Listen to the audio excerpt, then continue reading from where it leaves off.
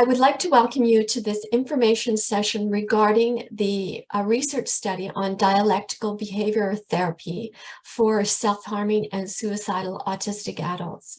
This study is the graduate studies project of Phillipa Hood, our guest speaker today. Phillipa is an autistic self-advocate and a graduate student in the clinical psychology program at Simon Fraser University's Autism and Developmental Disabilities Lab. Phillipa holds a master's degree in clinical psychology. Her research and clinical work centers around supporting autistic people with mental health difficulties and improving the autism assessment process. Phillipa sits on Autism Canada's board of directors in order to advocate for national change in autism services. She also works with mental health clinicians to destigmatize services available to autistic people and their families. Today, Phillipa will provide us with details underlying the intent of the study, the process by which it will be conducted, and who will be eligible to participate. So I'd like to welcome Phillipa to our Square Peg meeting today. Thank you so much. Okay, well, yeah, that was a very nice introduction. So yeah, I'm going to be talking a little bit about my doctoral research, which is a big mouthful that I will hopefully explain in less of a mouthful more of a mouthful over the course of this presentation. So it's a feasibility and acceptability trial of dialectical behaviour therapy skills training via telehealth for suicidal and/or self-harming autistic people.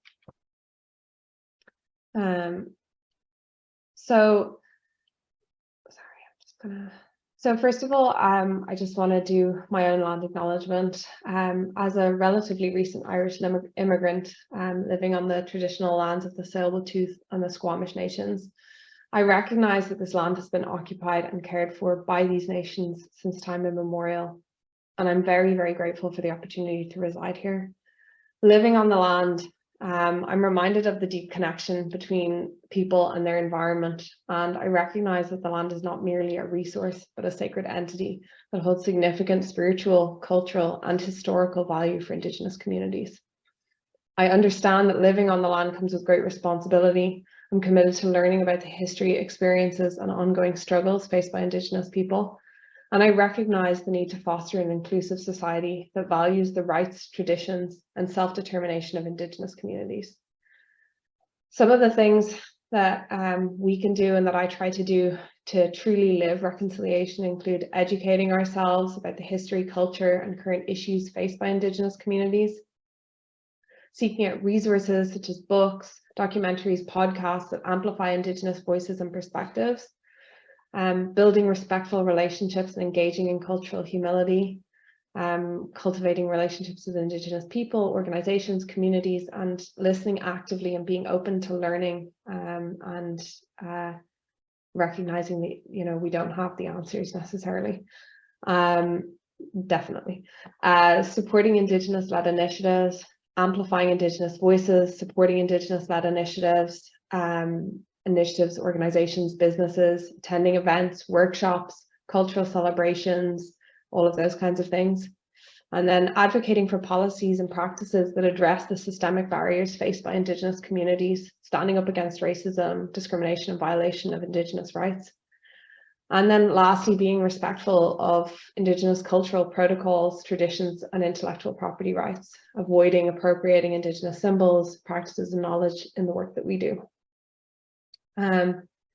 So yeah, those are some of the things that I kind of, when I do a land acknowledgement, I try to think about the things that I am trying to do and the things that I need to do more of in my life, to really live reconciliation, living in British Columbia. So moving on to the presentation, I wanted to give people a bit of a roadmap of where we were going to go. In terms of first of all, I'm going to give a little bit of background on kind of why I chose this topic, I suppose. Then get into kind of the present study in terms of what it means to be a participant in it mostly, and where we want to go with the research, like what, it's not great to do a research study and then just leave it. So what are the kind of next steps? So I want to do a little bit of paradigm setting. And what I mean by paradigm is the lens through which I'm approaching this research. And for me, that is the neurodiversity paradigm. That can mean a lot of different things to different people, and I'm happy to discuss more at the end what it means to me.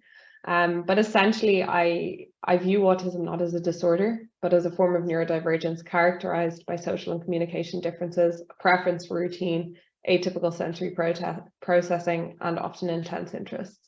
That doesn't mean autistic people don't struggle and shouldn't have support for mental health difficulties, just like any other group. So what we're going to cover in this section is autism and mental health, an introduction to dialectical behaviour therapy, and then a more specific introduction to dialectical behaviour therapy skills training, which is what the intervention that I'll be using in my research.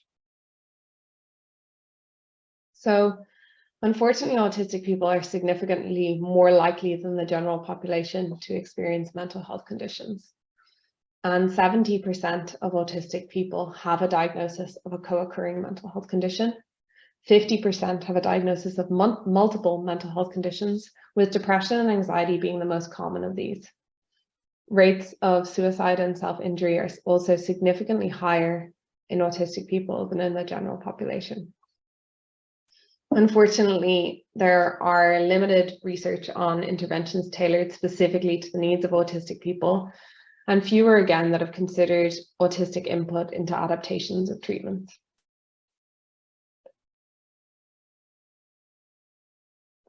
So one possible treatment for people experiencing suicidal behavior and non-suicidal self-injury might be dialectical behaviour therapy.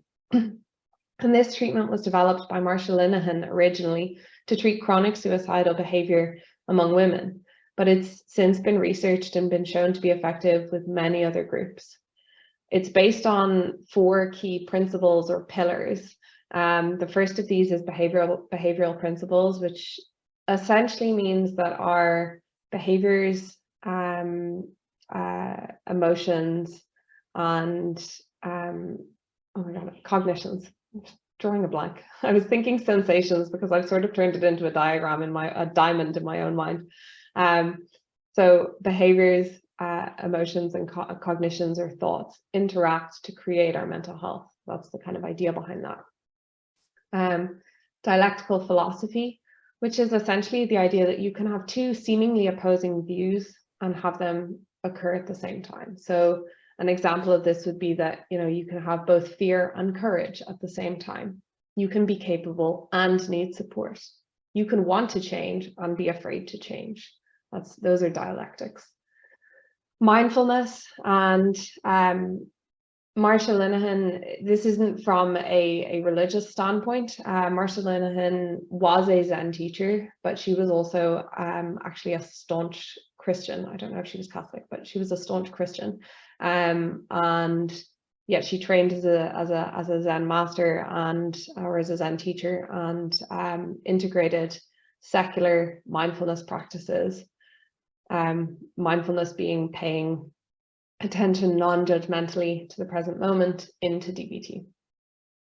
And then lastly, the biosocial developmental theory, which is kind of it's the idea that emotion regulation difficulties, which often underpin challenges with self-injury or suicidal behavior, interact with there's like a tendency or a vulnerability for increased high emotionality, so getting emotional very quickly, and then quickly getting quite sad maybe, and impulsivity, interacting with an abusive or invalidating rearing environment. And when we say invalidating rearing environment, unfortunately we know that autistic people very often experience a lot of invalidation growing up. It doesn't necessarily have to be at home, it can be at school, it can be in the playground, but it very often does occur.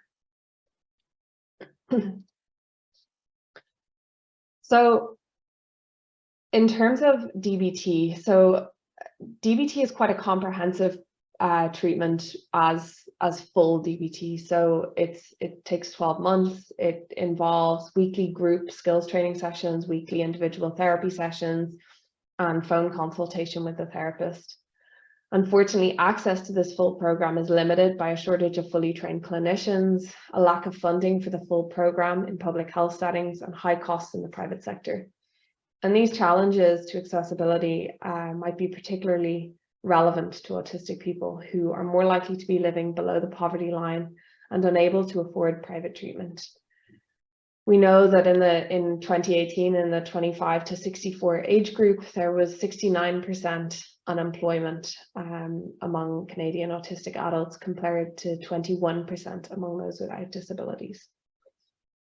So when we're thinking about what interventions are really feasible, it's important to bear that accessibility component at the front of your mind, really. So what I kind of thought of as an alternative would be taking the DBT skills aspect of DBT, which has been shown to be effective as a standalone treatment for reducing suicidal and self-injurious behavior, and using it as a standalone treatment for autistic people. It's a briefer treatment. It's only 6 months. It's a group treatment, which makes it less resource intensive and more scalable in health services. And yeah, my hope is that it would be a more accessible and feasible treatment. In terms of the treatment structure, it's 2 to 2.5 hours of weekly group sessions in a classroom environment with 6 to 13 clients, led by 2 therapists. My group is over 24 weeks, although it has been done ranging from I think 10 to 26 weeks. And then there's the session structure. Typically, you have an opening mindfulness exercise, a review of homework on practice skills taught in the previous week, a break, teaching of new skills, and then a wrap-up exercise, usually some kind of mindfulness exercise related, or an exercise related to the skills that's been taught. The areas of skill addressed are mindfulness, emotion regulation, dealing with distress tolerance, so dealing with a distressing situation in the moment, and then interpersonal effectiveness. Interpersonal effectiveness to me is the one that I have worried about with autistic people, but I think the way that I approach it and the way that I hope to teach it is as a set of skills that, much like learning a new language, we can choose to use them or we can choose to not use them. In terms of what this study is, I'm now going to look at kind of our research questions, or our broad areas that we're going to be looking at in the research. Participant eligibility, so the criteria you need to meet to be able to participate in the research. The research commitment, so what does it involve? A bit more details on what our DBT skills group is, and then future directions, where we want to go from here. So feasibility and acceptability are a little bit confusing. I know I found them confusing when I started looking at this study anyway. So feasibility refers to whether a solution is practical and possible to implement given the resources and constraints at hand. So to get at that, we're going to look at treatment attendance and treatment dropouts, and then if people do drop out, try to find out what their reasons for terminating treatment are. Acceptability then refers to whether a solution is actually liked, like whether it's appealing to the people who are doing it. So we'll have some questionnaires looking at, how satisfied people are, how distressing, if at all, people found the treatment, whether they would recommend the treatment. And then qualitatively, we're going to do interviews on things around recommendations people would have for adapting the treatment in future versions of the group if it is found to be acceptable. And then lastly, we're going to do a little bit of measuring of effectiveness. So looking at reductions or changes in non-suicidal self-injury or suicidal ideation, as well as use of DBT skills groups. So whether, or not DBT skills groups, DBT skills, so whether people are using the skills and which skills they're using and how much and all of that kind of stuff. So in order to participate, participants must either have a diagnosis of autism spectrum disorder or Asperger's, or if they are self-diagnosed or suspect that they may be autistic, be willing to complete a partial autism assessment with the research team. They must exhibit a history of self-injurious behaviours. That could be non-suicidal self-injury or suicide attempts. Have sufficient English proficiency to be able to participate in the DBT skills training in English, consent to study participation, and have not previously participated in DBT skills training.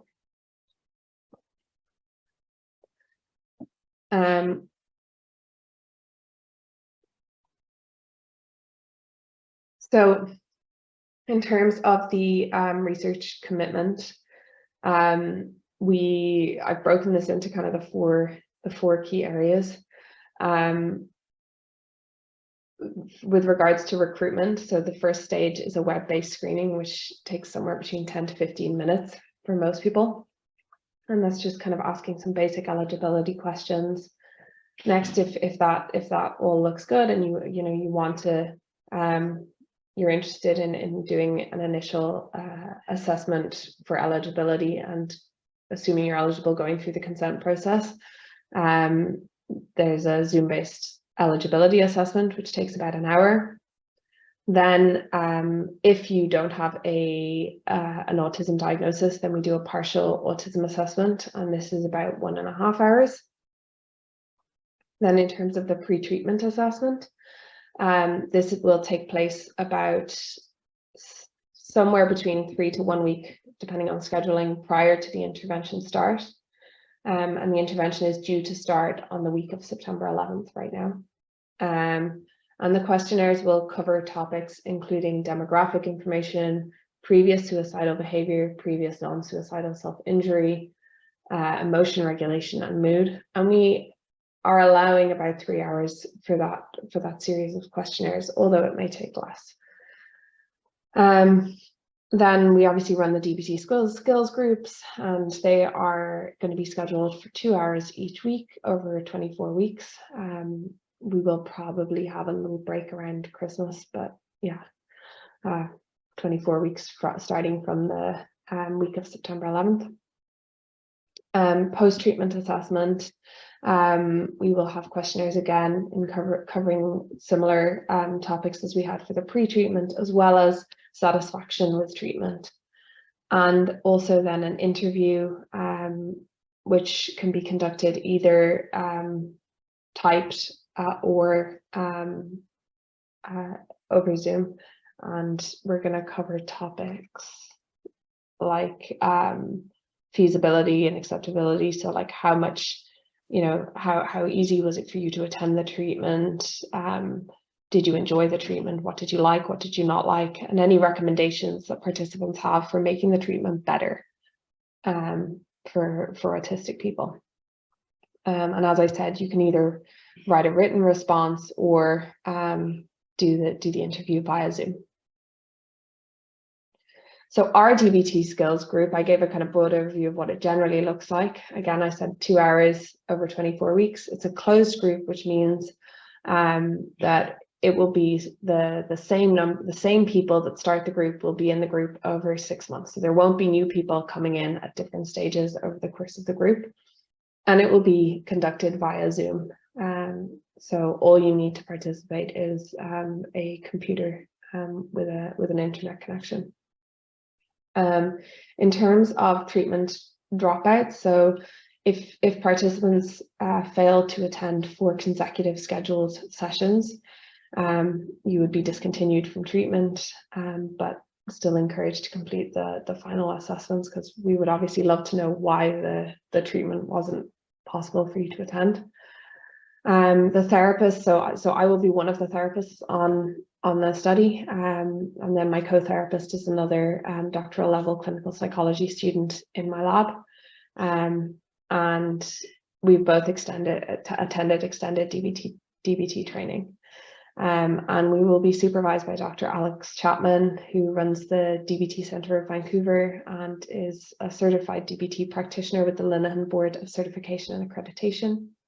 And both mine and my co-therapist's competence and treatment delivery will be monitored by weekly supervision and consultation team meetings. So in terms of future directions, we're really hoping to use the findings to, if appropriate, refine the DBT treatment protocol and examine its effectiveness in a larger randomized clinical trial. And we're hopeful that this could help to develop the first evidence-based intervention for reducing suicidal and self-harming behaviors in autistic people. So yeah, thank you very much for your time. I would be happy to answer any questions now. I will stop sharing my screen. There is a question in the chat about when do you anticipate that the weekly sessions would be held, day and time of the week? Yeah, so that's going to depend on the participants, and we're going to send out, once we have filled our quota of participants, we expect we'll be running 2 groups in September. So we'll send out scheduling, probably using a survey, and try and see when works for people, and hopefully be able to find a time that works for everyone. But obviously, you're saying 2 groups in September, right? 2 groups in September, and then we will likely be starting more groups in March. Okay, and so each with 6 to 13 people. Yes, correct. Okay, great, thanks. Any other questions right now? Lindy? Yeah, I'd very much like to participate in your study. As someone with a science background, I would not want to confound myself or skew your data set ahead of time through learning about things I'm not supposed to in advance. So are there any things that, as someone who would very much like to study and be a non-confounded factor, I guess, things to avoid reading about or learning about ahead of time that could skew your, like my statistics, I guess, like the validity. If you're looking for people who do not have previous DBT experience, then you don't want them to have. I think personal reading and personal interest in DBT is fine. It's just more the experience of having gone through group and gone through the treatment is what we're trying to avoid. So I would say read whatever takes your fancy. I appreciate a strong data set. That's, I would say, the only place where like I'm into numbers is that I like a good data set. Yeah. I wouldn't want to be the problem in it. No one, no. You don't want to be the lonely dot. And No, I wouldn't worry. I wouldn't worry about that. And a large proportion of this, because it is feasibility and acceptability, I'm placing greater weight on the qualitative stuff. So, you know, it's not a huge number of participants, and it is really trying to see, in the words of autistic people, how do you find it? So that kind of is the bigger, the heavier weighted piece for me. Another question is, someone is asking why Zoom. They're wondering about the effectiveness of being in Zoom versus in-person therapy. Yeah, I mean, I think there are differences to Zoom versus in person. I think there are a lot of individual differences as well. Anecdotally, I know that a lot of autistic people have enjoyed having access to more services via Zoom since the pandemic. A big reason for me for wanting to do, there were a couple of reasons. One was the anecdotal piece, where, you know, a lot of autistic people that I know really appreciated having services by telehealth during the pandemic, and I thought it might make it more accessible. There are executive functioning challenges that are involved in getting to a treatment every week, as well as, you know, having to actually sit in a room with people for 2 hours, the sensory overload after, you know, whatever you've done all day of getting there, being there. I thought that might make it a little easier for some folks. Obviously, that's not true for everyone. And the other piece for me was that I wanted to be accessible to people in more rural regions in British Columbia who don't traditionally have access to these things. So, you know, we can take participants from all over BC, and I have noticed people, you know, coming forward who have typically said they couldn't get services where they are. So that's something that's quite important to me. Can I add to that? We also have experienced the same thing, that, and we're struggling now with to what extent can we do things in person, but for the very same reasons, the accessibility of it reaching people more broadly over wider distances, but also reaching people in their comfort zone when they're not in an overloaded environment continues to prove to be, well, but anecdotally, as you said, people seem comfortable with that. So we're looking at maybe of 10 sessions, can we do 2 or 2 additional ones that are in person, and what is the right environment for that? And also, people don't always know what's best for them, so that if it's, as you said earlier, that if you're in a protected environment, that might be great, but you also need to challenge yourself. And so sometimes stepping out of that comfort zone is what's needed too. So it's finding that balance. The other thing that we've noted is that many times autistic individuals resist group situations. They're looking for one-on-one therapy. And for all the reasons that you described, limited number of practitioners, the cost of therapy when it's one-on-one, the amount of time it would take to reach the number of people for whom there is a demand for these things, it just makes it so hard. And yet, if you can create that environment where it's safe and protected, people grow from exposure to each other. And it's a matter of trying to, I think, build an environment of respect and openness, but also to not to let it develop over time. So I think you're very wise in not admitting new people through the process, but to keep that group consistent. But I just want to send that message out to people who are feeling that resistance to a group therapy kind of thing, that there is an opportunity for growth in exposure to those others. And then there's another question. Oh, there's a couple more questions. Have you considered including a sensory section similar to neurodivergent friendly workbook on DBT skills? Yes, I have that book, and I have considered it, and I have not ruled it out. It's a difficult one because, so I'm going to be that I don't have a 100% answer to this, which is why I'm kind of hesitating. There was someone who did some research on DBT skills her name is Laurie Ritchell, and she did some research on DBT skills for autistic people last year. It was published in 2022, and I actually have a meeting.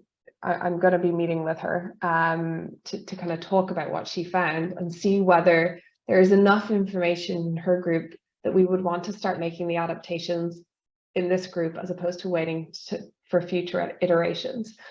What I'm hesitant about is starting to adapt a treatment without having enough data to see how it works before we adapt it. Because it's important to know what is feasible, what is acceptable, and what is problematic before you start making changes to something that has a good evidence base. And so that's where I want to really do some more reflection, speak to the people that have done that bit of research. And short answer, I wouldn't rule it out. I'm definitely open to it. I have read that book. I'm just kind of still mulling that part over. And further to the discussion on Zoom versus in person, Richard writes, in as much as there's therapeutic intervention trial, as I understand, then using Zoom as the platform essentially adds this in as a variable in the trial. Mm-hmm. And of course, I certainly don't object to that, as it leads to the next trial in your research. But I guess my question is indeed whether there is effectiveness in a therapeutic milieu remotely. And the issue of Zoom without images, i.e. basically over the telephone, and Zoom with images, using multisensory input feedback. Good questions or good observations. Yeah, that is a great question and observation. So there is research on mental health groups via telehealth, and they can be very effective.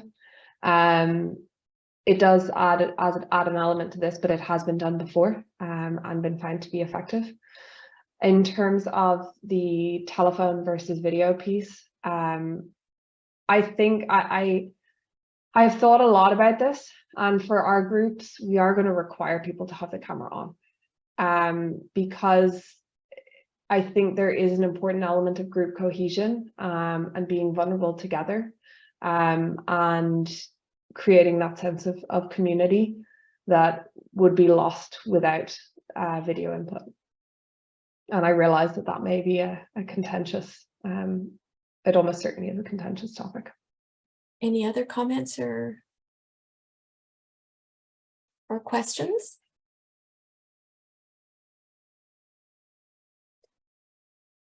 Feel free to put your hand up or put a note in the chat and I'll try to grab them. I just wanted to ask a little bit about the eligibility. Sure. I'm so happy to hear that you will, for those people who self-diagnose, you will include a partial assessment so as not to exclude those people who self-diagnose. To me, that's a good recognition of how difficult it is to get a diagnosis. Wondering why there need be an age range. Obviously, as adults, because of legal liability and autonomy, for sure, I get that. Yeah. But why does there upper limit? Mm-hmm. Yeah. I really didn't want an upper limit. I would have liked to have kept it as wide as possible. Again, yes, you're right with the lower limit is because working with children and adolescents and getting that through an ethics board is not super easy. But in terms of the upper age limit, because we are dealing with a group and group cohesion, my supervisors felt strongly that we needed to have people that were from the same generation, and so they were very keen to impose an upper age limit. So my response to that is a fighting one, of course. Because you are doing multiple sessions, can you not reserve one for those older adults? There's nothing out there for them. And so please consider that in some of these groups. Yeah, I will. And I appreciate you saying that. And we will be running the groups again in March. And I will do my best to advocate for that. And then in a similar vein, flexibility or openness around what constitutes self-harm and self-harming behavior. I grant you that, I'm not a psychologist, don't know to what degree of the separation there is between those people who have acted on self-harm versus those people with anxiety and depression. But I would bet that many of the autistic individuals I know have not expressed the degree to which they've had self-harming thoughts and feelings. And as you stated right at the outset, the incidence of anxiety and depression is really high among autistic individuals.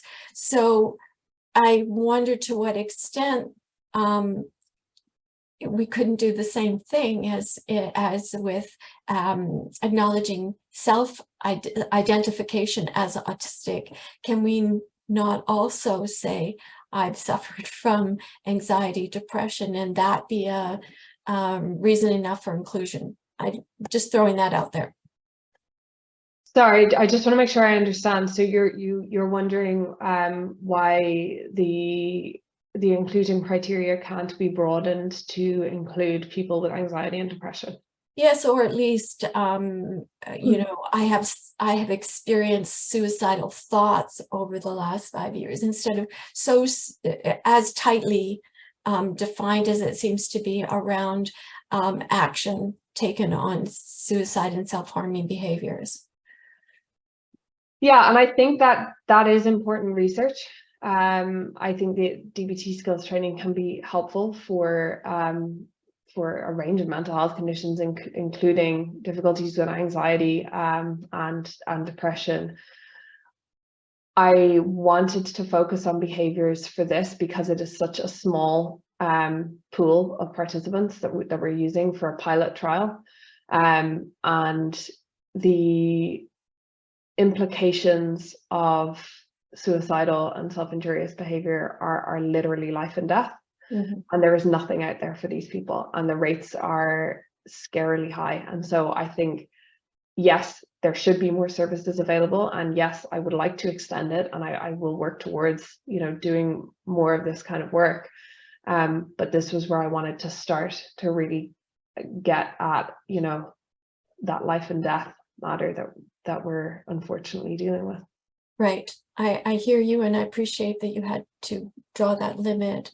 Again, I'm just acknowledging the lack of mental health services for autistic individuals, and their inability to access them for financial reasons because they're lower participation in all facets of employment. Yeah, and I agree with you. That's why I'm doing what I'm doing. For sure.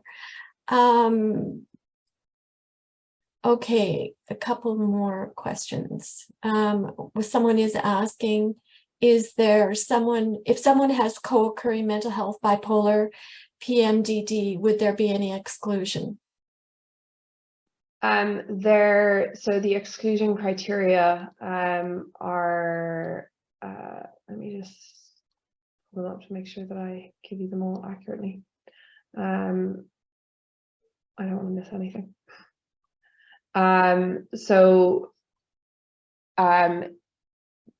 Bipolar 1 is an exclusion criteria, and a specific psychotic disorder is an exclusion criteria, as well as plans to move out of British Columbia within the course of treatment, because we are not insured to work with people that are not in British Columbia. And then having a chronic or serious health problem that is likely to require hospitalization, that would mean attending treatment wouldn't be feasible within the course of the skills groups. Great. And someone has asked a really practical question: how do we submit ourselves as interested? Yes, so I will share the link to the study information and screening. So that is the study information and screening details at that link there. Can everyone see that? Yes. When I submit the recording, I'll also include that as well. Thank you. Any other questions?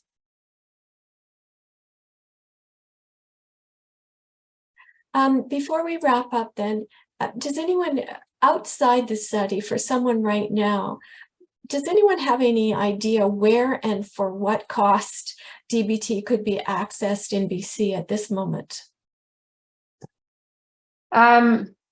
So I know that, well, there's the DBT Centre of Vancouver. I'm not sure what their current costs are, so you would need to contact them. Okay. And then within the public system, I think there are different groups. There are often different groups running, depending on your eligibility and yeah, whether or not you can access them. So I think a good place to look would be the Foundry, possibly. And then, yeah, like mental health services within the provincial health authorities often run some DBT-like skills groups. Okay, so if anyone has any information on that, they could send it to me. I will also add that to the recording, and I'll kind of try and do a little bit of research and throw that in too. Another private group actually offering it is Wise Mind. Wise Mind. Yeah, with Dr. Debbie Long. Okay. Thank you all for coming, and thank you so much, Phillipa. Good luck with this research. Please keep in touch with us, and we'll keep to tell people about it. And thanks everyone for making time in your day for this today. Thank you so much for having me. I really appreciate it. And I hope, as well, part of this is going to be sharing the results. So I hope that in, maybe a year's time, or hopefully less, I will be back and be able to talk to you about kind of what we found and where we're going to go from here. Great. Thank you. Thank you.